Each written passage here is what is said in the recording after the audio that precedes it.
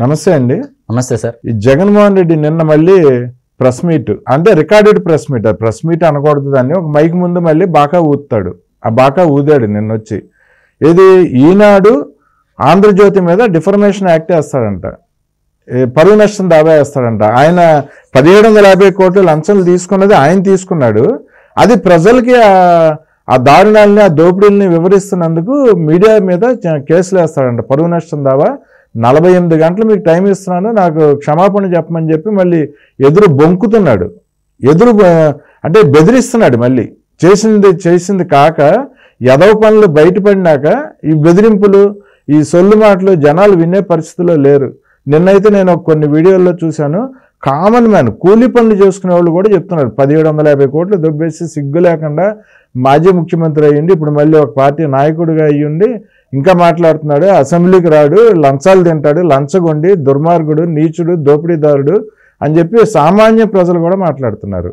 ఒక్కసారి సాక్షిలో భారతిరెడ్డి ఏం ప్రసారం చేసిందో, ఈ 1750 కోట్ల దొంగతనం, జగన్మోహన్ రెడ్డి చేసిన దొంగతనం మీద ఒకసారి వినిపిస్తా చూడండి.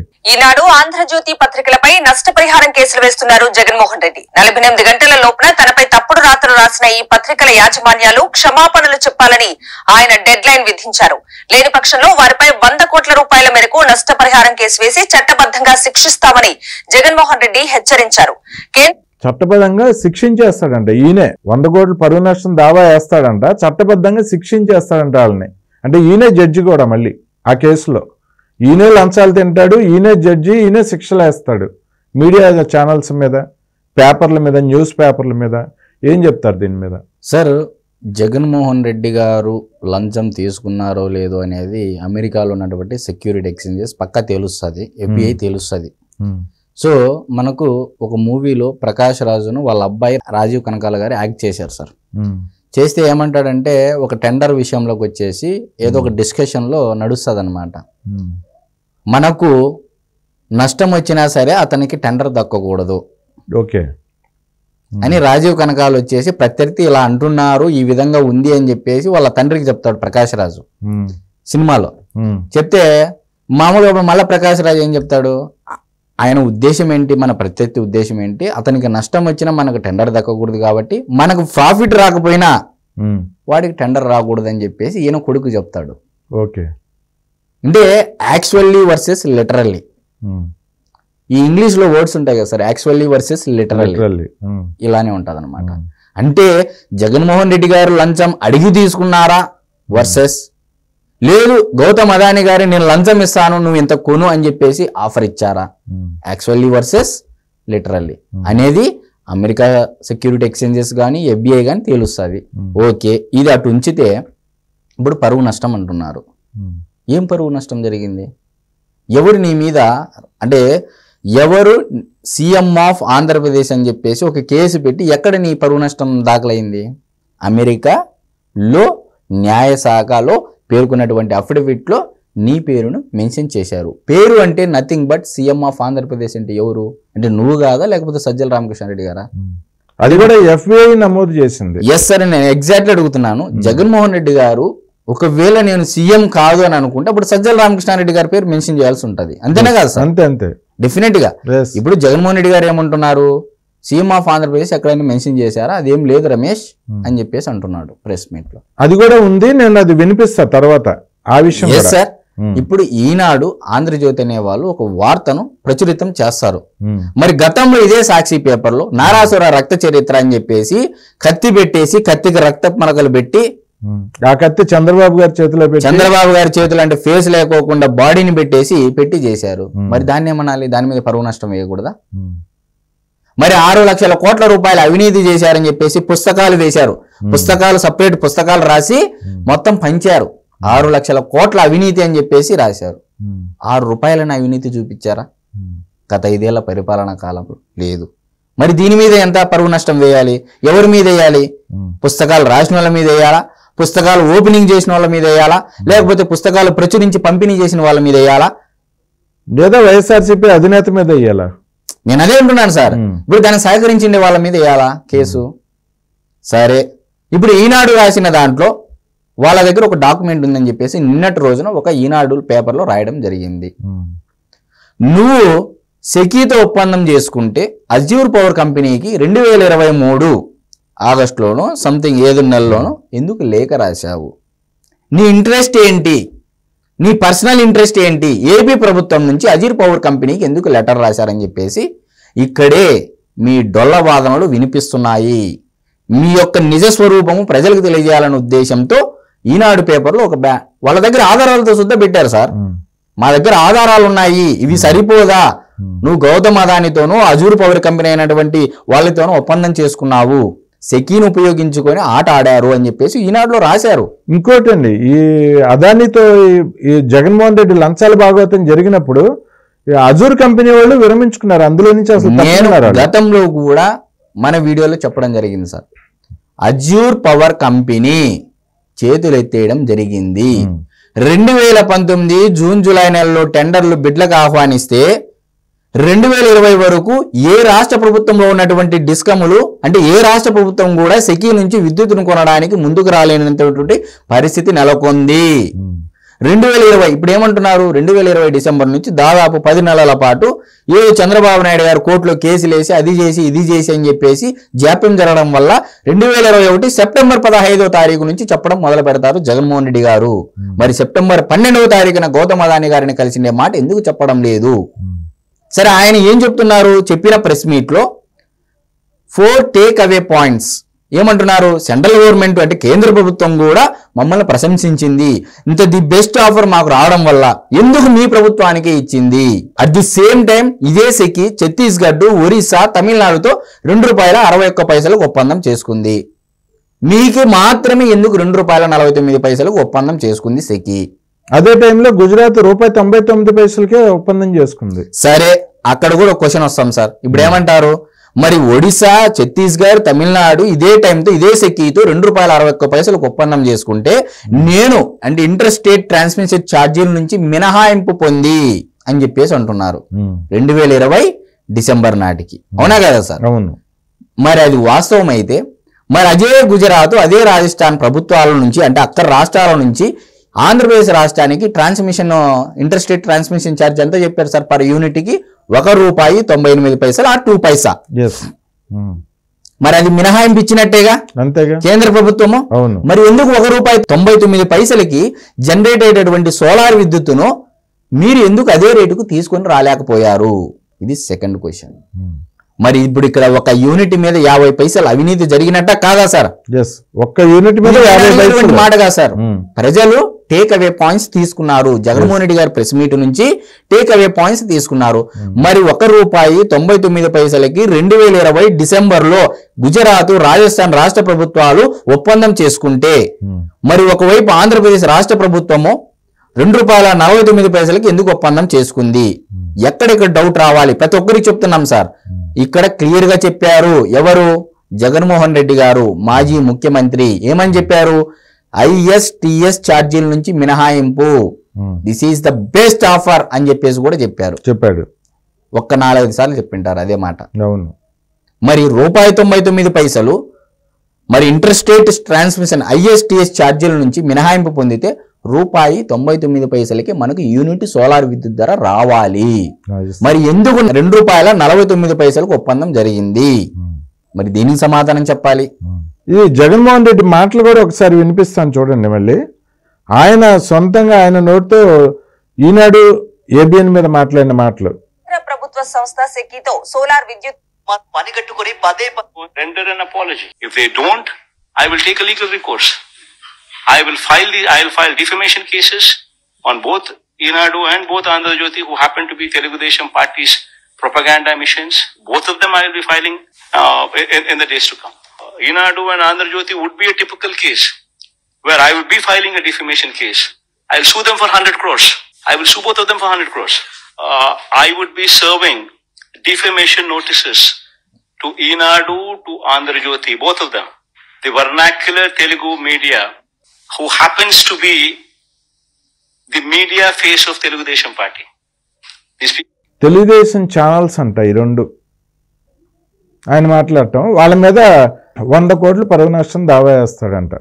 సార్, తెలుగుదేశం పార్టీ యొక్క ఛానల్స్ అనేది అది కూడా ఒక అవాస్తవాలు గత 5 సంవత్సరాల నుంచి చేస్తూనే ఉన్నారు జగన్మోహన్ రెడ్డి గారు.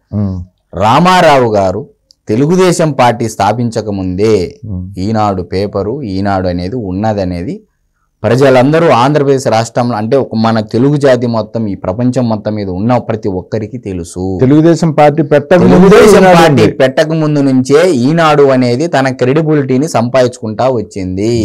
ఎక్కడ ఏ రోజు ఒకరి మీద అవాస్తవాలు ఎక్కడ ప్రచురించలేదు. ఇది స్పష్టంగా గమనించాలి. ఇంకా జగన్మోహన్ రెడ్డి గారు ప్రెస్ మీట్ లో మాట్లాడేటువంటి మాటలు నమ్మి విని ఓకే జగన్మోహన్ రెడ్డి గారు 1,00,000 కోట్ల రూపాయలు ఆదా చేశారు రాష్ట్ర ప్రభుత్వానికి అని అనేవాళ్ళు ఒక్కసారి ఏ విధంగా అవినీతి జరిగిందనేది ఇందాక ఒక పాయింట్ అడిగాను సార్. నాకు ఒక సామాన్య పౌరుడుగా నాకు వచ్చినటువంటి ఒక డౌట్ సార్. మరి 4 పాయింట్లు చెప్పారు. ఒకటి సెంట్రల్ గవర్నమెంట్ ప్రశంసించింది, 2 ISTS ఛార్జీల నుంచి మినహాయింపు, 2 ఒప్పందము, 4 లక్షల కోట్ల ఆదా సంపద సృష్టి అని చెప్పేసి కొత్త పదాలు వాడడం జరిగింది. సరే ఫర్ ఎగ్జాంపుల్ గా నేను ఒక మాట చెప్తాను. నేను 2013లో ఉదాహరణగా చెప్తున్నాను సార్.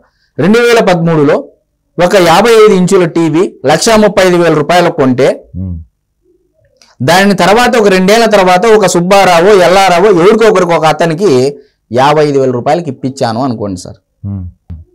దాని తర్వాత ఒక 2 ఏళ్ల తర్వాత ఏ పుల్లారావుకో 30,000కి ఇప్పించాను సార్. ఇప్పుడు క్లియర్గా నేను ఏమంటున్నానంటే చంద్రబాబు నాయుడు గారు ₹5.90 యావరేజ్గా సోలార్ విద్యుత్ ధర అంటే నేను తీసుకునేది ₹2.49, చంద్రబాబు నాయుడు గారు ₹5.90, మధ్యలో రేపు ₹1.99కే ₹2కే సోలార్ విద్యుత్ ధర ఇంకో ఒప్పందం చేసుకుంటే అవినీతి జరిగినట్టు కాదా అని నేను అడుగుతున్నాను సార్ జగన్మోహన్ రెడ్డి గారిని. ఎగ్జాంపుల్ గా చెప్పాను సార్. అంటే టెక్నాలజీ పెరుగుతుంటే ధర తగ్గుతుంది. డిమాండ్ అండ్ సప్లై, ఉత్పత్తి పెరిగితే కాంపిటీషన్ లెవెల్ పెరుగుతుంది మార్కెట్ లో. దాని ప్రకారము బిడ్లు అనేటివి లో టెండర్ కి వేస్తారు. ఇప్పుడు అదే రకంగా ₹2.49 మా నోటీసుకు వచ్చిందని అన్నప్పుడు ఇదే గుజరాత్ ఇదే రాజస్థాన్ రాష్ట్ర ప్రభుత్వాలలో ₹1.99 దొరుకుతా ఉంది సోలార్ విద్యుత్తు. మనకి ఇంటర్ స్టేట్ ట్రాన్స్మిషన్ ఛార్జీల నుంచి కేంద్ర ప్రభుత్వం మనకు మినహాయింపిస్తా ఉంది అన్నప్పుడు ఎందుకు మీరు కనీసం ₹2 కూడా ఒప్పందం చేసుకోలేకపోయారు? మరి 17,000 మిలియన్ యూనిట్లు ఇంటూ 50 పైసలు అవినీతి జరిగినట్టా కాదా అని నేను మీడియా ముఖంగా అడుగుతున్నా. ఇప్పుడు మీకు ఒక్క మాట వినిపిస్తా చూడండి జగన్ మాటలు. నాకు షాల్వా కప్పాల్సింది పోయి నన్ను పొగడాల్సింది పోయి ఏంది మాటలు? షాల్వా కప్పాల్సింది పోయి పొగడాల్సింది పోయి ఇంకా అవార్డు ఏదైనా ఉంటే నాకు ఇవ్వాల్సింది పోయి.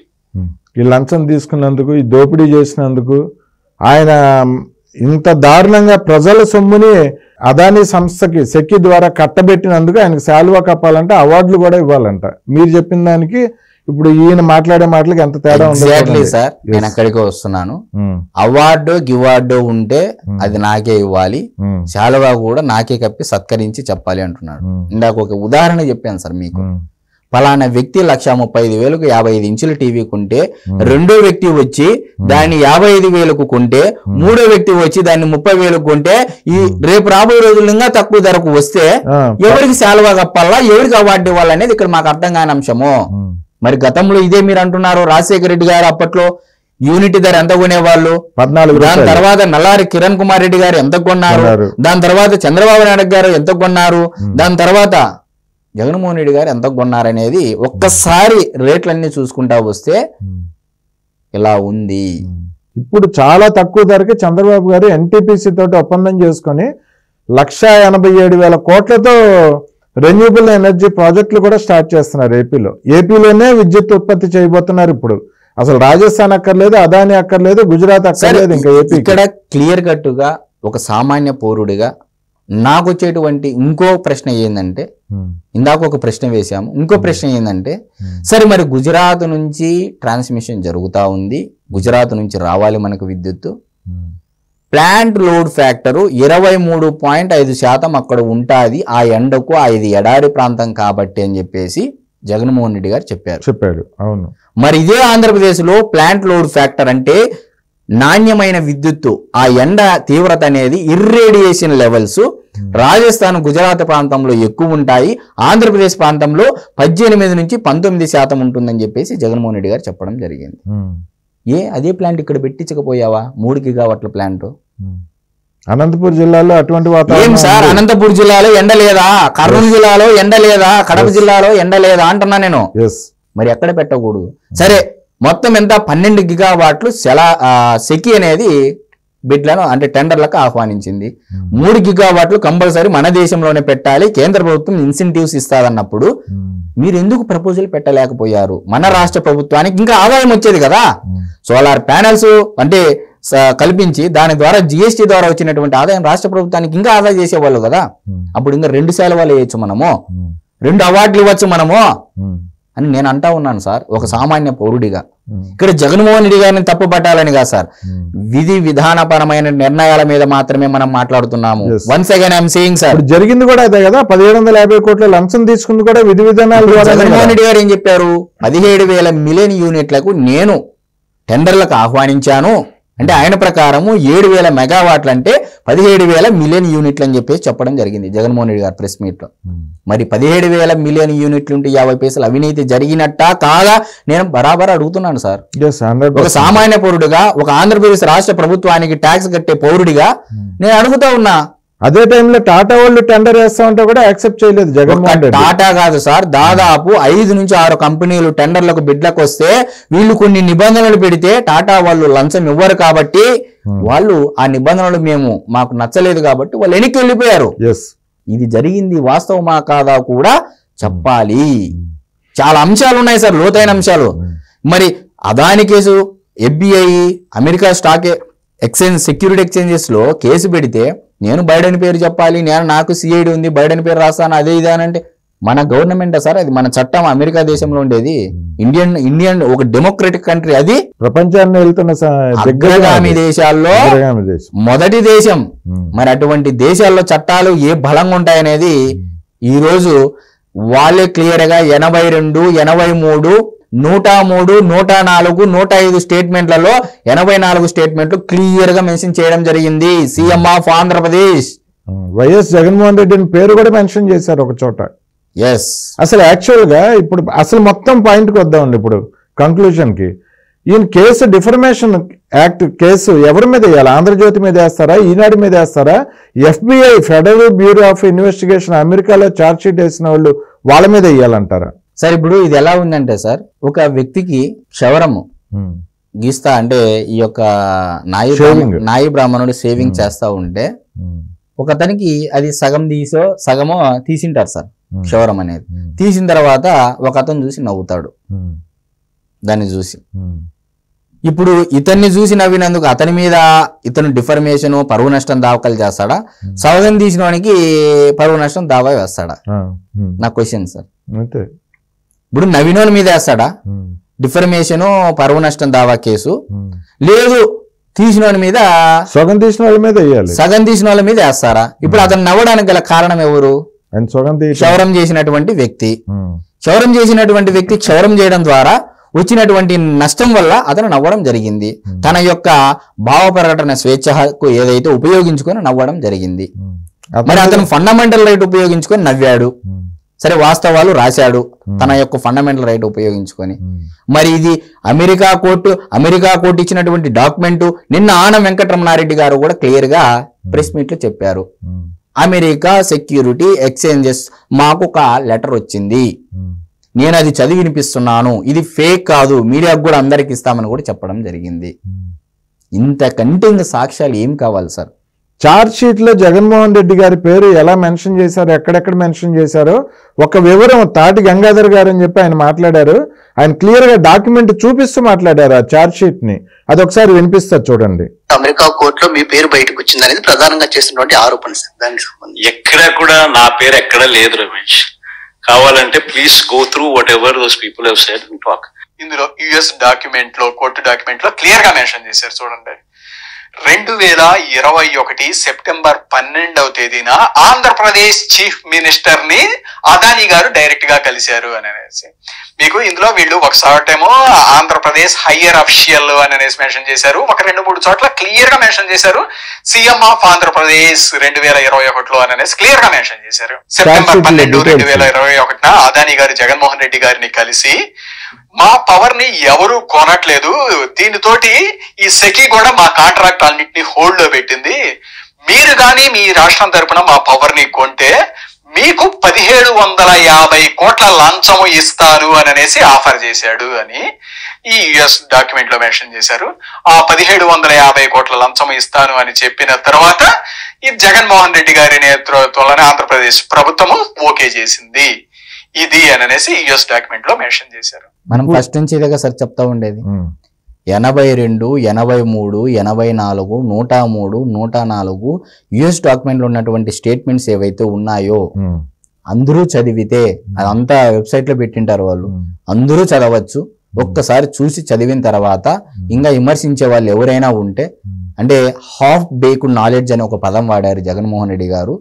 మరి ఏదైతే ఇంకా హాఫ్ బేక్డ్ నాలెడ్జ్ గా జగన్మోహన్ రెడ్డి గారు చెప్పినటువంటి విషయాలను అర్థం చేసుకున్నారో వారందరికీ ఒక్కసారి నా తరపున మనవి, ఒక్కసారి వెళ్ళి చదవండి. నిజంగా సీఎం ఆఫ్ ఆంధ్రప్రదేశ్ అని చెప్పేసి యుఎస్ డాక్యుమెంట్ లో మెన్షన్ చేయలేదంటే మేము మీడియా ముఖంగా సారీ చెప్తాం. ఓకే, ఖచ్చితంగా సారీ చెప్తాం. ఇప్పుడైతే కంక్లూషన్ ఏమంటే జగన్మోహన్ రెడ్డి డిఫర్మేషన్ యాక్ట్ పరువు నష్టం దావా అమెరికన్ సెక్యూరిటీస్ కంపెనీస్ మీద వేయాలా, FBI federal bureau of investigation ఆ సంస్థ మీద వేయాలా, అమెరికన్ ప్రభుత్వం మీద వేయాలా, ఎవరి మీద వేయాలంటారు? ఈనాడు ఏబిఎన్కి అసలు దాన్ని ఇప్పుడు మనం ప్రజెంట్ చేసాం మొత్తం కేసునంతా, అంటే మన మీద కూడా పరువు నష్టం దావా వేస్తాడా?